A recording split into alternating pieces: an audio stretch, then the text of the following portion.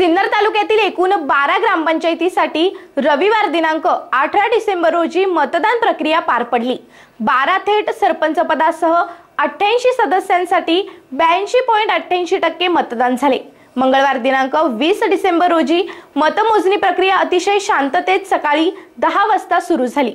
सिन्नर तहसील कार्यालयात मतमोजणीसाठी 4 टेबलवर 3 फेऱ्या घेण्यात आल्या। त्यात तालुक्यातील 12 ग्रामपंचायतीचे निकाल जाहीर करताच विजयी उमेदवार व कार्यकर्त्यांचा जल्लोष बघायला मिळाला।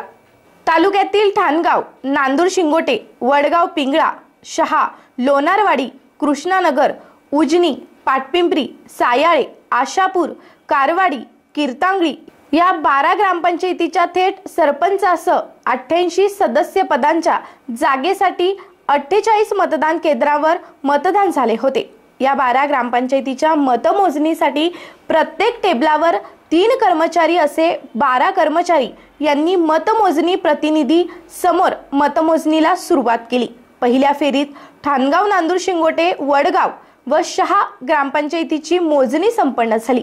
यात ठाणगावच्या सरपंचपदी नामदेव शिंदे, नांदूर शिंगोटे सरपंचपदी शोभा बरके, वडगाव पिंगळाच्या सरपंचपदी शेवंताबाई गेनू मुठाळ विजयी झाल्या, तर कीर्तांगळीच्या सरपंचपदी कुसुम शांताराम चव्हाणके, डुबेरवाडीच्या सरपंचपदी दत्तू गोफणे, कारवाडीच्या सरपंचपदी रुपाली निलेश जाधव, आशापूरच्या सरपंचपदी सुलोचना सीताराम पाटोळे, लोणारवाडीच्या सरपंचपदी जयश्री सदाशिव लोणारे, उजनीच्या सरपंचपदी निवृत्ती लहानू सापनर, सायाळे सरपंचपदी विकास शेंडगे, पाटपिंपरीच्या सरपंचपदी नंदा रमेश गायकवाड यांची वर्णी लागल्याने उमेदवारांसह कार्यकर्त्यांनी तहसील कार्यालय बाहेर जल्लोष साजरा करत गुलालाची उधळण केली।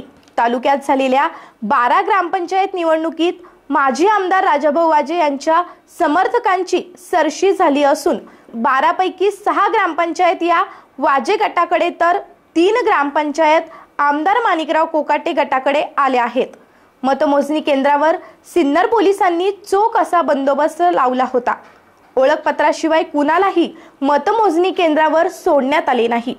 12 ग्रामपंचायत निकालात मात्र सर्वच ठिकाणी अटीतटीची लढत बघायला मिळाली। एसएन न्यूज साठी ऋषिकेश घोलप।